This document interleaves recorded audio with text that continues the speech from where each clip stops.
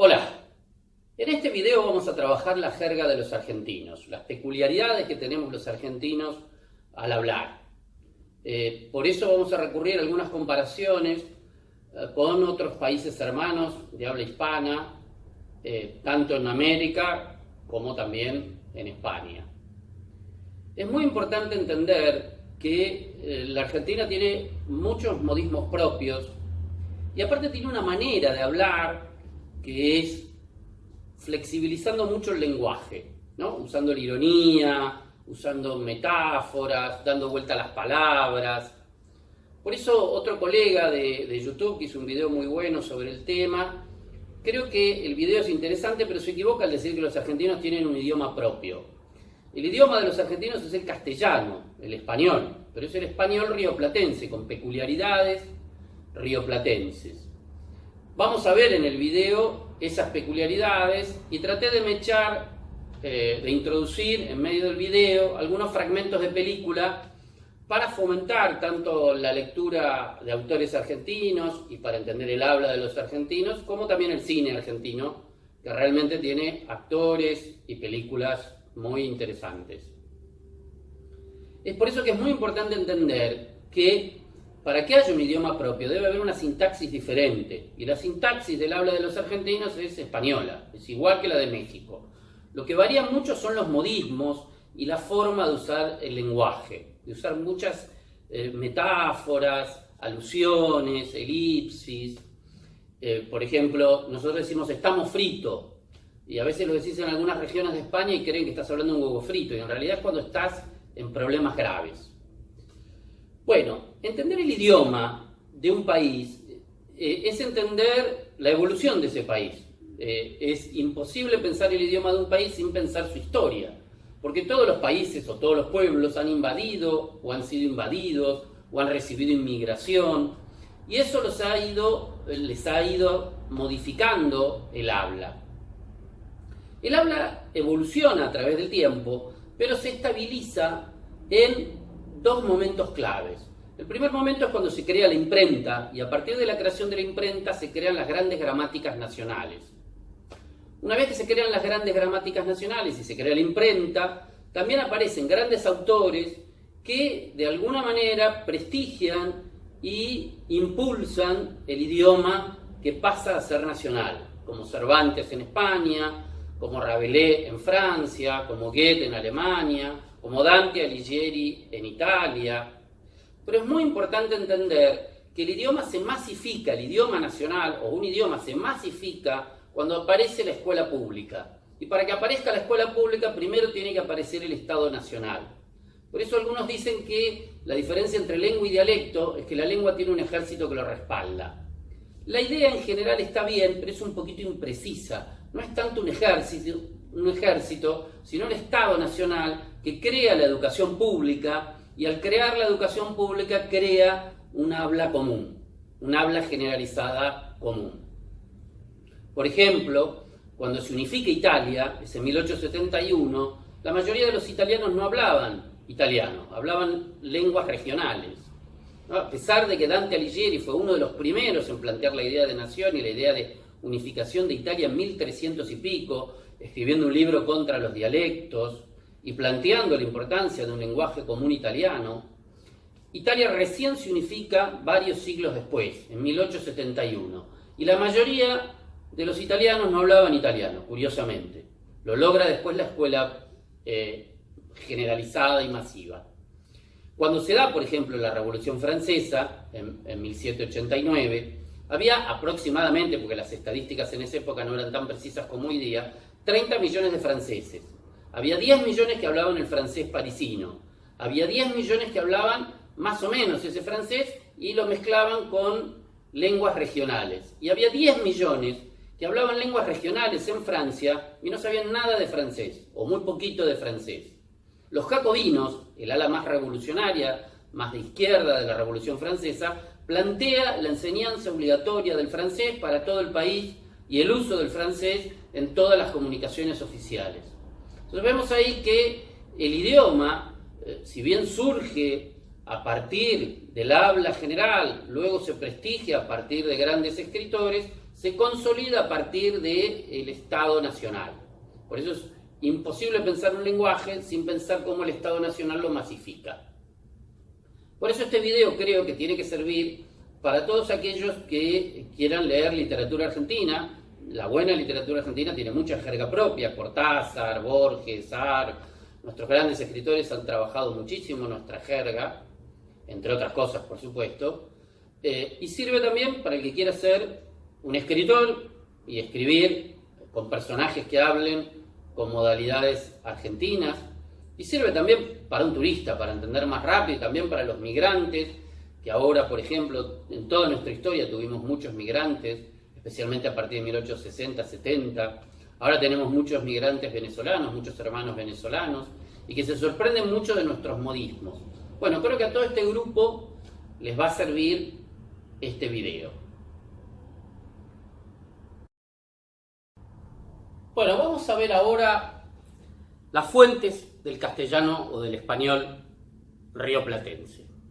La primera fuente y principal, obviamente, es el castellano y el español. La sintaxis del habla de los argentinos es claramente española, con leves modificaciones. Donde se modifica mucho es en el uso de palabras y modismos. Pero para entender estos, primero tenemos que entender bien las influencias que va a tener el léxico de los argentinos. La segunda influencia importante que va a tener, y ahora las ordeno de alguna manera, no es que alguna sea más importante que otras, voy a enumerar varias.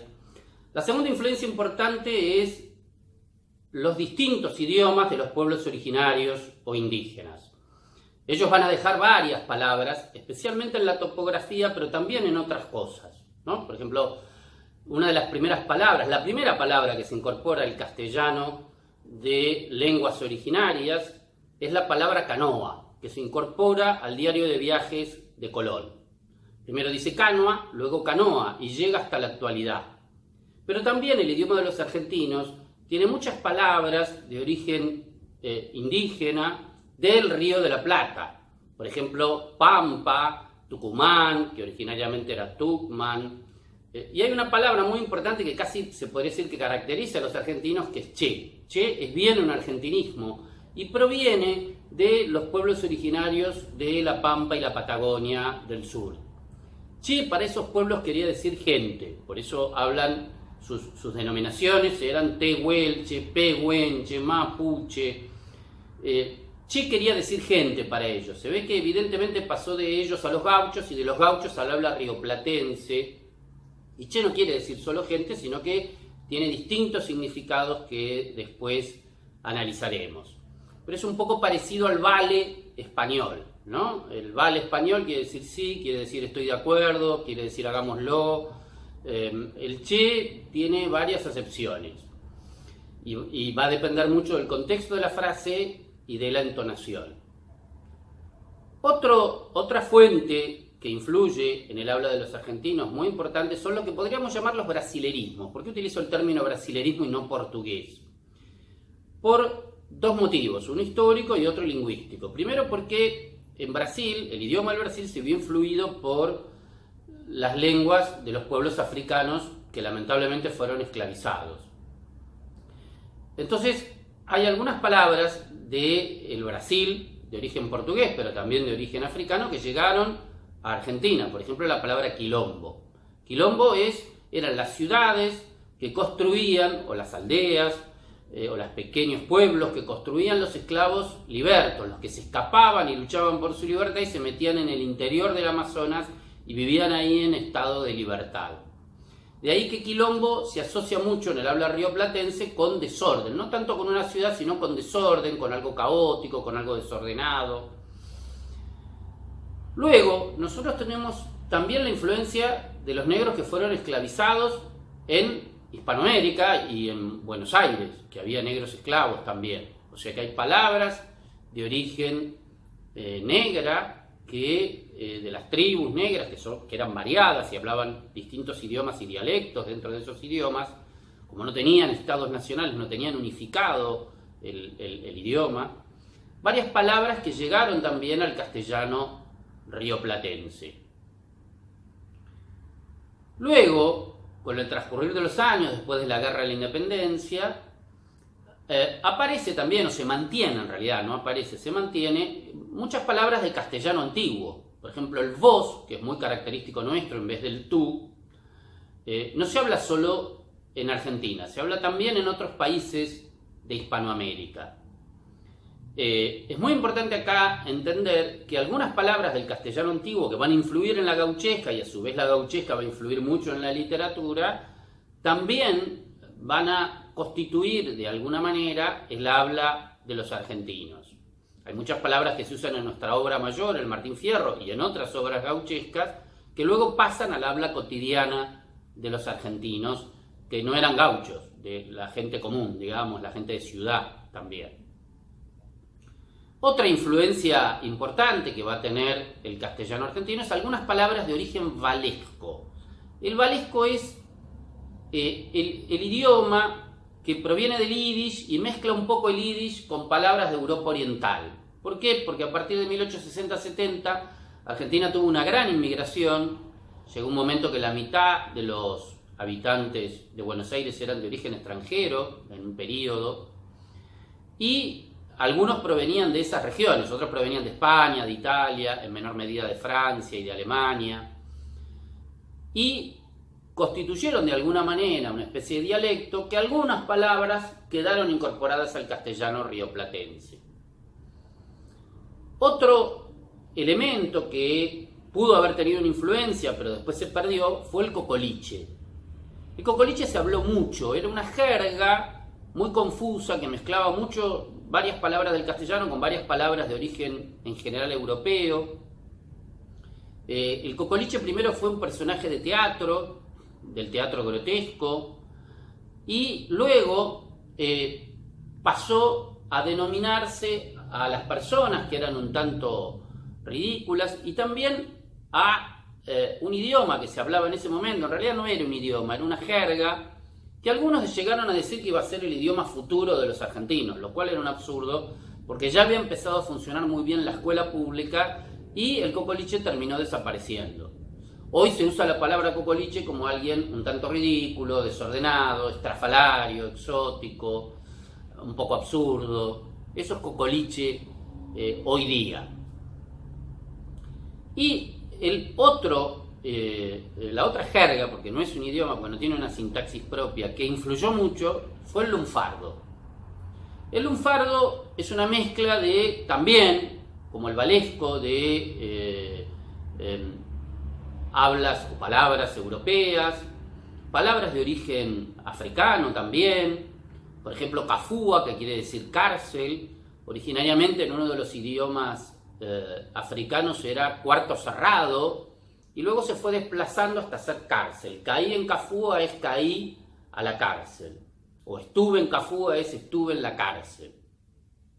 Les decía entonces que el lunfardo empieza como un lenguaje carcelario, pero luego pasa al tango, y cuando pasa al tango se prestigia, y cuando pasa al tango después termina en el habla coloquial. Algunas de sus palabras, o muchas de sus palabras, terminan en el habla coloquial de los argentinos. Estas van a ser las fuentes principales del habla de los argentinos.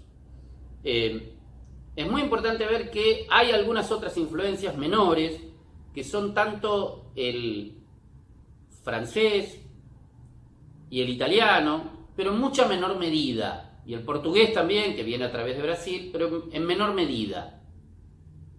¿Por qué? Porque cuando llegó toda esta inmigración, ya la escuela estaba funcionando muy bien, se estaba expandiendo, y los hijos de los inmigrantes ya hablaban, en general, en la mayoría de los casos, muy bien el castellano rioplatense. Bueno, estas son las fuentes del castellano de Buenos Aires, de Argentina y del Río de la Plata. Ven que son muy variadas las fuentes que tiene. Como es variada la población que lo integró. Nosotros tenemos el orgullo de decir que ninguna tonada nos es extraña, que ha habido inmigración de muchos lugares y eso ha ido influyendo en nuestra habla.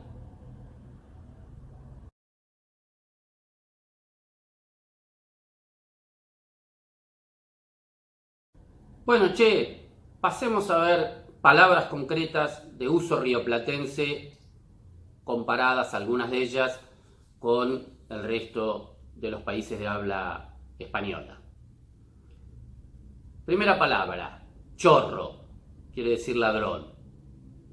Caliente, y aquí tenemos el primer malentendido con nuestros hermanos venezolanos y países de otras regiones. Caliente para los venezolanos quiere decir estar excitado, pero para los argentinos, dependiendo del contexto, quiere decir también estar enojado. Puede querer decir, según una frase, que te gusta una mujer, o que te gusta un hombre, o que te atrae, o también puede querer decir, según el enunciado, insistamos, que estás enojado. Es muy importante entender que a veces se confunde jerga juvenil con jerga argentina. Hay alguna jerga juvenil que es muy transitoria, todos los jóvenes arman una jerga propia, pero después no trasciende al idioma, y a veces sí. Bueno, otra palabra bien de origen argentino, escabiar. Escabiar quiere decir tomar, beber. Otra palabra de origen argentino y que se usa mucho en Argentina, pichi. Pichi, en idioma de los pueblos pampas, de algunas tribus pampas, quería decir algo chiquito, era un animal pequeño. Para nosotros, es decir, para los argentinos contemporáneos, para el habla argentina contemporánea, pichi es alguien menor en un lugar, pero no menor de edad, sino menor en importancia, ¿no? Pues decís, en esa empresa él era un pichi, en la universidad era un pichi, en cuanto a conocimiento era un pichi, es decir, sabía poco. Es alguien que tiene poca relevancia, ya sea institucional o en torno a la aptitud que tiene que tener. Jugando al fútbol era un pichi, es decir, estaba aprendiendo, era un jugador menor, no jugaba bien. Bueno, un tema que es muy importante ver de peculiaridades argentinas es que en Argentina se usan mucho las terminaciones en tongo, ito, ucho. El hongo y el ito, por ejemplo, tristongo, tiene que ver con las lenguas de origen africano, ¿no? De los tribus que vinieron de África, ya sabemos de la manera infame en cómo vinieron, a través de la esclavitud, pero influyeron en algunas terminaciones y en algunas palabras, como dije al principio del video. Después otra peculiaridad rioplatense, que es una peculiaridad rioplatense que se usa diferente al resto de Hispanoamérica y de países de habla española, es la terminación en ucho. En general, en el habla española, la terminación en ucho tiende a ser despectiva. En Argentina a veces se usa de manera afectuosa, estimativa, ¿no? Voy a ver a mi abuelucho, vení Rominucha, vení a visitarme, ¿no? Te extrañé Rominucha, en vez de Romina. El ucho ucha a veces se usa en un sentido afectivo, por eso va a depender del contexto, de si se le entiende de forma afectiva o despectiva. Bueno, otra palabra típicamente argentina, el uso, no es una palabra típicamente argentina, sino el uso, que es limpiar. Limpiar obviamente quiere decir dejar reluciente un mueble, una casa, un lugar, una fábrica, lo que fuere. Pero a veces se usa como sinónimo de matar, ¿no? Así como nuestros hermanos mexicanos dicen quebrar, me quebré a tal güey, nosotros decimos se limpió a tal, ¿no? Como que mató a una persona. Te lo querés limpiar, es como decir te lo querés matar, a veces en sentido literal o figurado. Limpiar también puede querer decir sacar de un lugar. Voy a limpiar la planta de trabajadores que hacen huelga. Eso también puede ser usado de esa manera. No los matan, pero los echan. Apretar por amenazar. Por supuesto, apretar en castellano ortodoxo sería apretar a una persona. Lo apreté en un abrazo. Pero apretar es también, en la jerga coloquial, en la jerga popular, es de alguna manera amenazar. Los barra bravas fueron y apretaron a los jugadores para que jugaran mejor. Caretearla es otra palabra típicamente argentina. Es cuando vos tratás de fingir algo en torno a que tenés una formalidad o un bienestar que no tenés. Vas a un lugar que no la pasas bien y la careteás. Haces de cuenta que la estás pasando bien por algún motivo. Bueno, y acá hay una palabra típicamente argentina, garca. ¿Qué es el garca? Garca es alguien que es desleal y un poco estafador, pero no llega al nivel de estafador. Garca es alguien que es insolidario con sus amigos, con su familia, con sus compañeros de trabajo, con sus compañeros de estudio. Garca se opone claramente a solidario, ¿no? Es alguien completamente insolidario y que de alguna manera perjudica a la dinámica grupal cual fuere desde una familia hasta un trabajo. Uno garca a sus propios compañeros, ¿no? Este es un garca, es alguien no confiable, es alguien desleal. Vamos a ver ahora un ejemplo de cómo Darín usa la palabra garca, viendo un pequeño fragmento, una escena de Un cuento chino, una gran película que trabaja Darín, muy recomendable para ver, muy divertida y profunda a la vez. Y en los ejemplos de cine vamos a abusar un poco de Darín, lo vamos a usar mucho porque él tiene un habla muy argentina, muy rioplatense, en su entonación, en su estilo, y cuando hace papeles de argentino, bueno, le sale muy bien.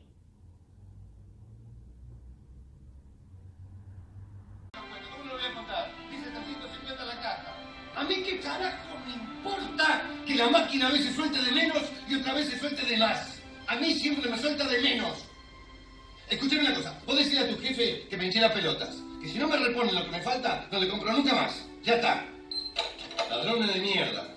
Garcas, son todos garcas. Bueno, ahora vamos a ver toda una familia de palabras originadas en dos palabras también muy argentinas, boludo y pelotudo.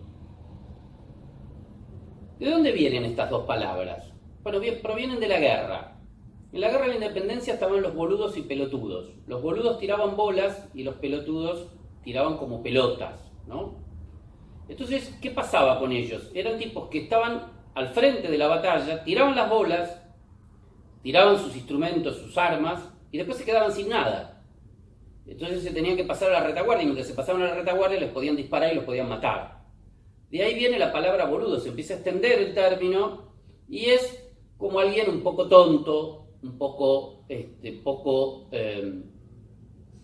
habilidoso en general, alguien distraído con la vida y que le suceden percances, o que él mismo se genera algunos percances.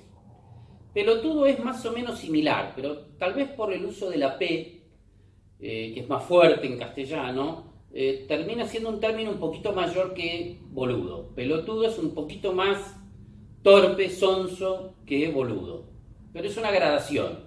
Y de todas formas, con el tiempo, la generación anterior a la mía empezó a ser boludo como una especie de sobrenombre. Che, boludo, vení. Entonces dejaba de ser un insulto y causaba más de un problema generacional porque se lo decía a un adulto y el adulto se enojaba. En cambio sus amigos no. Ahora se dejó un poquito de usar en ese sentido. Pero en Argentina, una peculiaridad es que existían las boleadoras, que usaban los indios y después terminaron usando también los gauchos, y se usó también en la guerra. Son dos sogas que terminan en dos bolas, o a veces tres bolas, depende del tipo de tribu y depende del tipo de gaucho, que se usaban para ensartar a los caballos, a los ñandúes, que era un animal, se usaba para cazar. Y se ve que el término es importante para Argentina porque tenemos varias acepciones con bolas, ¿no? Quedar en bolas puede ser quedar desnudo. Volada es aproveché la volada, es como que alguien aprovechó una ocasión y hizo alguna travesura. Aproveché la volada, que ella estaba distraída y le di un beso sin que se diera cuenta o sin su consentimiento. O aproveché la volada y me llevé unas cervezas a mi casa. No tanto es un robo, sino es un lugar de una fiesta y es como una ocasión casual, donde uno aprovecha bien la situación. Me quedé en bolas es, me quedé desnudo, pero también puede querer decir, me quedé sin nada. me fui de vacaciones, me robaron la valija y me quedé en bola, no tenía ropa, tenía solo lo puesto. Por eso es un uso ambiguo.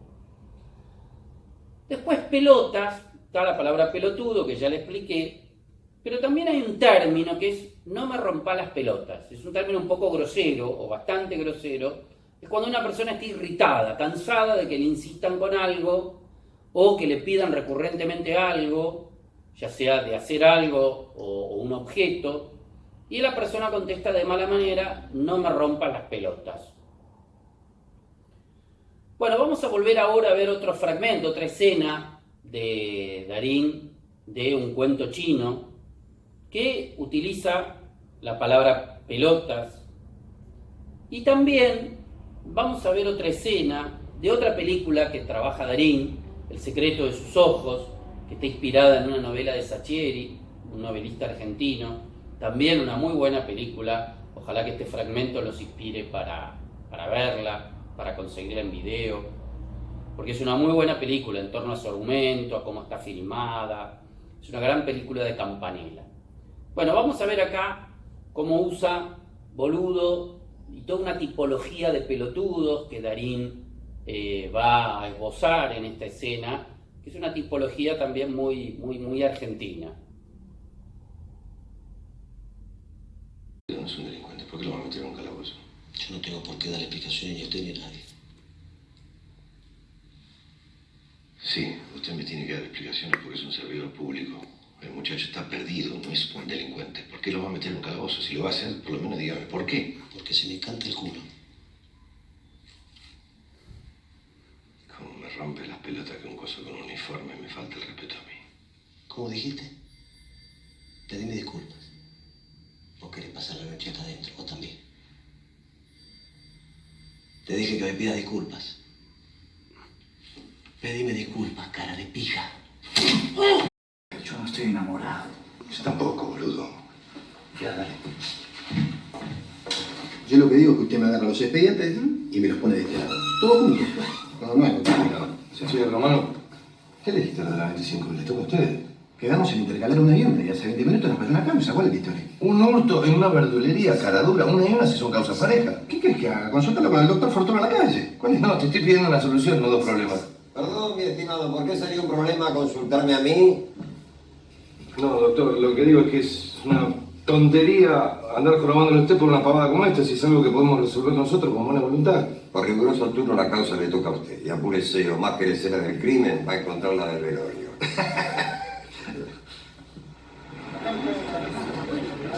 ¿Qué dice, Báez? Aquí me ando, ¿y usted? Cansado de ser feliz. Se lo nota muy contento. Como perro con dos colas. Si hay algo que disfruto en esta vida es que el pelotudo del juez me manda a ver una muerta. Vamos esperando. Que hay miles de pelotudos. Está el pelotudo tranquilo, pacífico, que sabe que es un pelotudo. No jode para que no lo jodan, hace su vida, pero no hincha las pelotas. Bueno, rector. Casualmente hablando de vos. Y está el pelotudo que se cree que es un genio. Se manda mil cagadas y uno tiene que andar detrás limpiándoles el culo.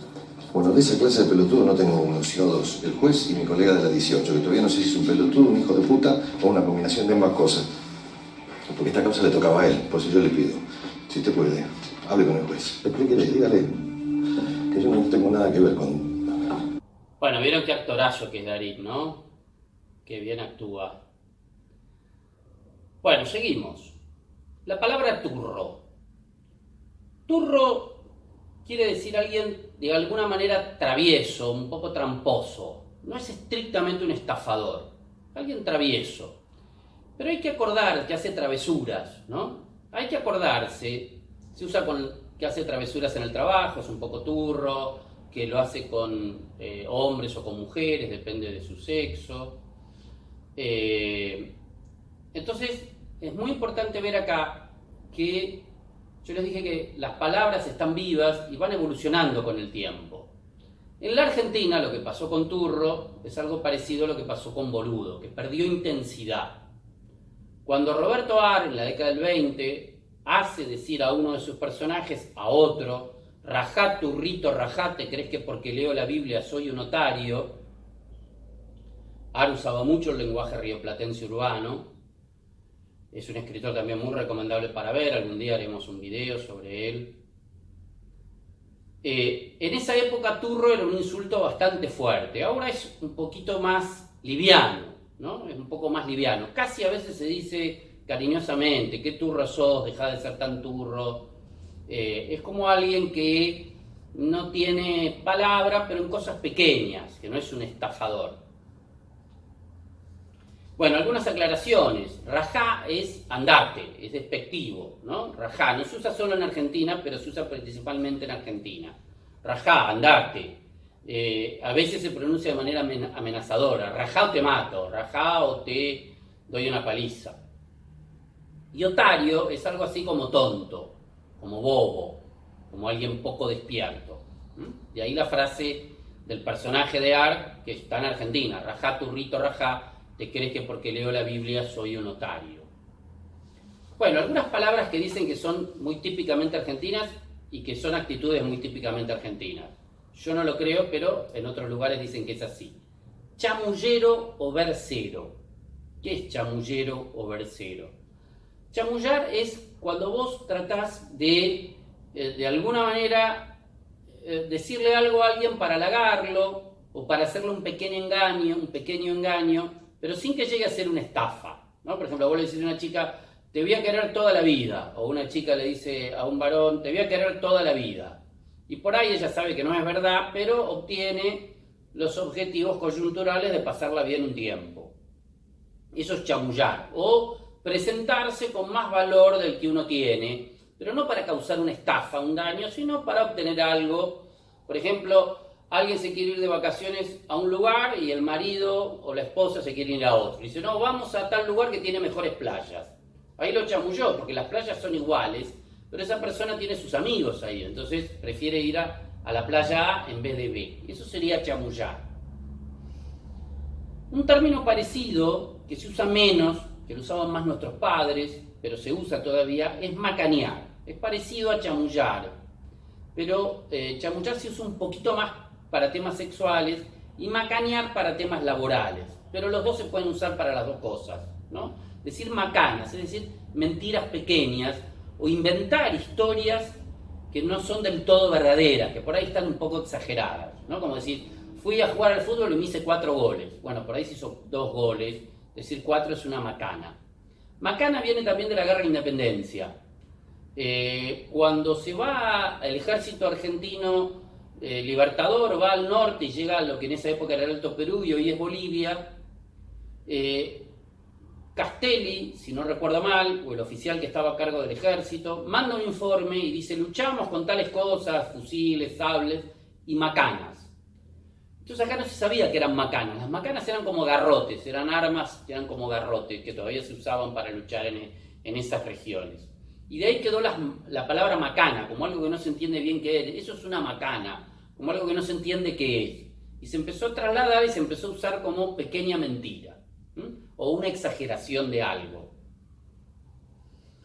Bueno, y aquí vamos también a una peculiaridad argentina y de algunas regiones hispanoamericanas, ¿no? Es decir, vos podés, pero es muy argentino en vez de tú puedes, Vos podés en vez de tú puedes. Fíjense las diferencias. Tengo acá un libro que me ayudó a preparar este video, El idioma de los argentinos, de Lucien Abeille, que Lucien era un francés que decía que los argentinos iban a terminar teniendo un idioma propio. Esto no fue así, pero sí es cierto que estudió muy bien algunas peculiaridades argentinas, el uso de la I en vez de la E, por ejemplo, pelear en vez de pelear.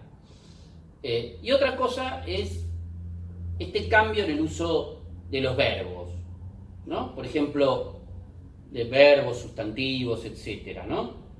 En vez de corriges, corregís. En vez de corrige, corregí. En vez de eliges, elegís. El segundo es en castellano rioplatense, ¿no? Elegís es en castellano rioplatense. Elige en español peninsular, elegí en castellano rioplatense. Pides en español peninsular, pedís en castellano rioplatense. Bueno, es un libro muy recomendable para leer. Lo publicó la Biblioteca Nacional y Ediciones Coligüe. Bueno, Otras palabras. Laburo, por trabajo. Esto nos viene del italiano. Morfar, por comer. También como se usa la palabra invertida, que eso nos proviene del lunfardo, invertir la palabra. Morfi, ¿no?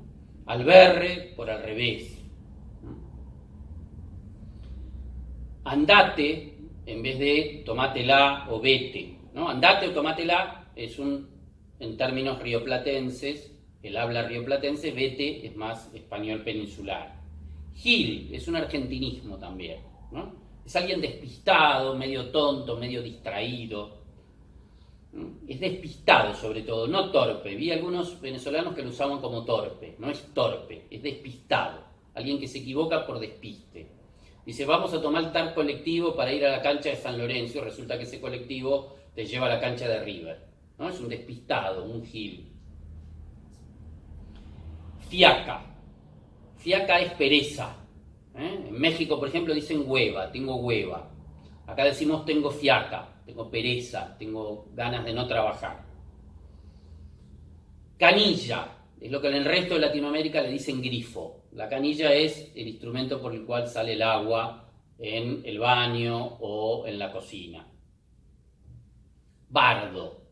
Es lío, equivocación, ¿no? Esto es un bardo, es mucho lío. Boliche. En España dicen discoteca. Acá decimos boliche. Y esto nos viene de la gauchesca. Boliche se le decía al almacén de ramos generales, que también de vez en cuando organizaba fiestas. Lo que era la pulpería, se le decía pulpería o boliche.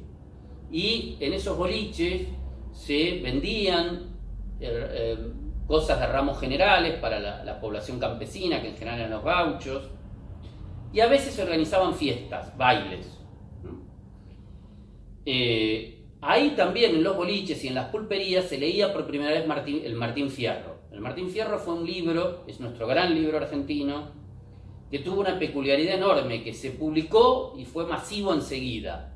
Y hasta lo leían los analfabetos, es decir, iban a los boliches y en los boliches le leían el Martín Fierro porque era un libro muy popular y que hablaba y que tenía como protagonista un gaucho, el gaucho precisamente que se llamaba Martín Fierro, que daba origen al libro, al nombre del libro.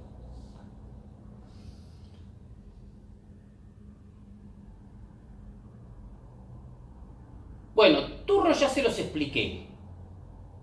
Vamos a recordar que turro va a evolucionar con el tiempo y aparte de evolucionar con el tiempo, va a seguir siendo utilizado en distintas maneras que va a depender de la entonación, ¿no? Si es muy fuerte, si es un insulto o es algo, digamos, como un chiste. Che, sos un turro con esto.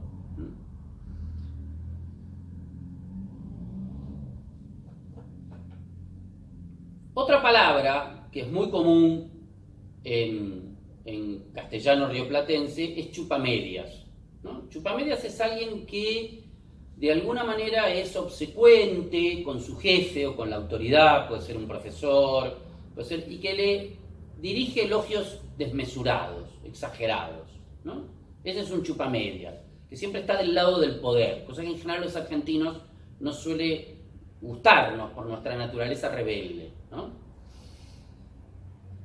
Acá vamos a ver dos escenas donde trabajamos chupamedia y pelotudos, pero es de otra película, una película que trabaja Hendler y Yayo, que se llama Fase 7, que no ha trascendido mucho, pero increíblemente la película trata de unas personas que los encierran en un edificio porque hay una epidemia. Entonces nos hace acordar, o a mí cuando la volví a ver para elegir algunos fragmentos, me hace acordar a lo que estamos viviendo ahora con la pandemia esta horrible del COVID que tenemos que padecer en todo el mundo, ¿no? Porque es global, en Argentina y en el mundo.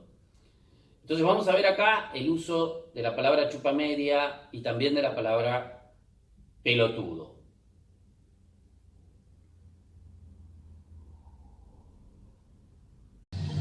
¿Pusiste el nylon en las ventanas?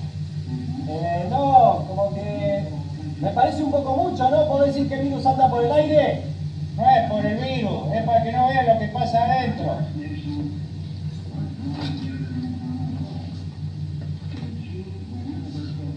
¿Esto es Córdoba? ¿Viste el video? Sí, no lo terminé de ver, lo empecé, me pareció, venía bien, técnicamente muy logrado. Ajá. Técnicamente es una mierda, no me chupé la media porque no soy pelotudo. Aparte no lo hice yo, lo importante es lo que dice. Vení.